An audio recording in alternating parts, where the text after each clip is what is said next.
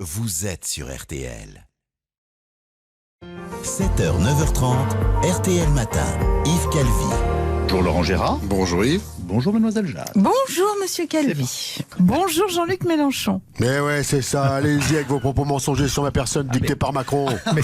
Mais j'ai encore rien dit, si ce n'est bonjour. Bonjour, bah oui, mais ouais. Mais vous gênez pas. Accusez-moi d'être le suppôt de la prétendue violence du peuple auquel vous et votre casse de nantis, vous avez confisqué tous les droits. J'ai jamais dit ça, moi. Mais ouais, déchaînez-vous contre moi. Lâchez les chiens rageux de votre police politique aux ordres du pouvoir néofasciste. Bon, vous ne croyez pas qu'à l'heure où le peuple, avec vous d'ailleurs, se rassemble comme la semaine dernière, il faudrait plutôt appeler au calme? Qui t'a dit que j'étais pas calme? Je suis très calme. Le premier qui dit que je suis pas calme et pas pacifique, je le fais guillotiner en place de grève. Mais enfin, la place de grève n'existe plus. Hein. Ah ouais, ça vous fait mal, hein, ce mot-là, hein, la grève, hein, Oui. à vous les suppôts du grand capital. Et la guillotine non plus, d'ailleurs, n'existe plus. Bon, je crois que le dialogue n'est pas possible. pas très aisé. Au revoir, Jean-Luc Mélenchon. Je vous souhaite une très bonne journée. C'est ça, oui, ajoutez l'insulte à l'infamie Voilà. en me souhaitant une mort lente dans d'atroces souffrances. Merci. Elle est la voix de la nuit sur RTL. La célèbre psychologue Caroline Dublanche recueille tous les jours les confidences des auditeurs en détresse dans Parlons-nous. Parlons-nous. Bonsoir, c'est Caroline madame. Dublanche. Bonjour Yves. Qui est en ligne? Salut, c'est Philippe Martinez de la CGT qui vous cause. Je vous écoute, Philippe. Que se passe-t-il? Bon, ce qui se passe, c'est que l'autre jour que j'étais à la pompe à prendre de l'essence, il y a des gens qui faisaient la queue et qui m'ont reconnu comme quoi j'étais monsieur Martinez de la CGT. Parlez-nous de cette rencontre importante Bah, qu'est-ce qui s'est- avec des gens. Philippe, laissez-moi parler. Ah ouais, je cause beaucoup en ce moment. C'est vrai que c'était des vrais gens qui travaillaient et tout, et qu'ils étaient pas contents parce que il y avait plus d'essence. Et qu'avez-vous ressenti, Philippe? Ben, que j'ai eu l'impression qu'ils m'aimaient pas. Il n'est peut-être pas trop tard pour sauver votre relation avec les gens, Philippe. Vous pourriez faire un geste dans leur direction. Mais j'ai fait un geste. Je leur ai donné le calendrier des grèves et puis une casquette de la CGT. Voilà. Je suis sûre que vous avez su toucher leur cœur. Bah ouais, par contre, ils ont pas voulu pousser ma bagnole, que j'avais plus d'essence dedans. C'est maintenant l'heure de Polémicon Polémicone, l'émission de débat et de controverse animée par notre ami Jean-Michel Apathy.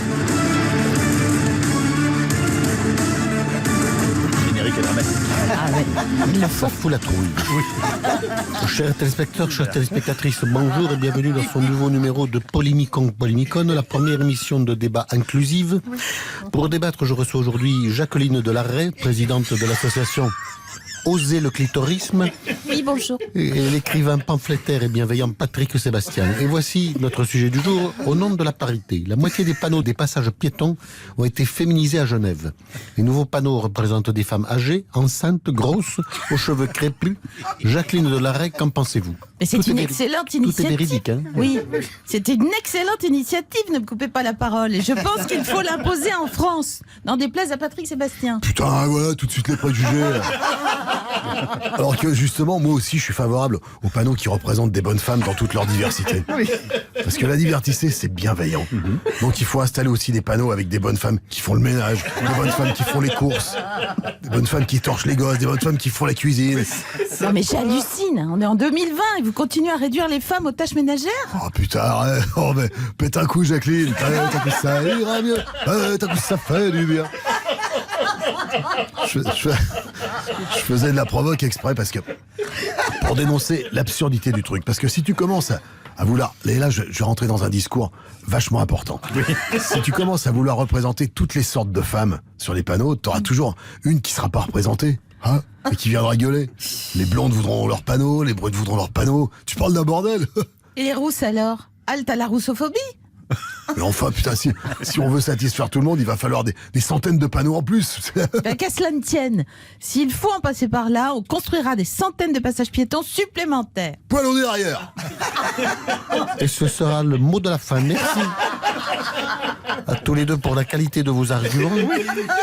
Et rendez-vous la semaine prochaine pour un nouveau numéro de Polémicon Polémicon. Je recevrai Émeric Caron qui nous parlera de son combat pour la création de toilettes pour animaux dans les restaurants.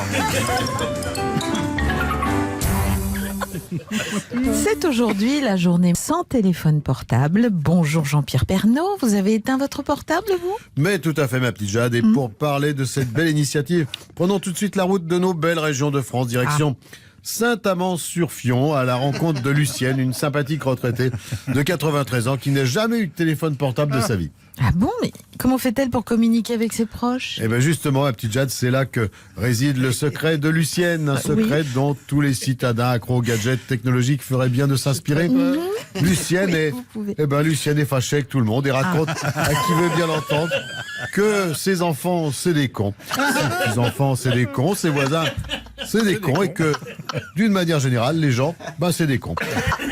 Bref, Lucienne ne parle à personne, elle n'a donc pas besoin de téléphone portable. Une bien belle leçon de philosophie, ma chère Lucienne, à méditer. On salue Lucienne. Ah oui, c'est sûr, présenté comme ça. Où nous emmenez-vous maintenant, Jean-Pierre ? Eh bien, au village des Trois-Bouses, dans le Larzac, à la rencontre des enfants de Gaïa, une communauté anarcho-écologiste autogérée, où le téléphone portable est tout simplement interdit. De même que le savon, le shampoing, le déodorant et autres produits jugés inutiles. C'est un joli pied de nez à la société de consommation que fait cette joyeuse communauté qui n'est plus désormais composée que d'une seule personne. Ses autres membres ayant malheureusement tous succombé à la grippe, les vaccins et les autres médicaments y étant en effet considérés, à l'instar du téléphone portable, comme des suppôts du capitalisme. Ah c'est ballot. Quoi qu'il en soit, merci Jean-Pierre pour cette belle leçon de vie. Attendez ma petite Jade, cette promenade ne serait pas complète sans un petit détour par la Fistinière. Un petit chasson. Voilà, et oui, bien plus célèbre. Le maire d'hiver droite. Le maire d'hiver droite apparenté.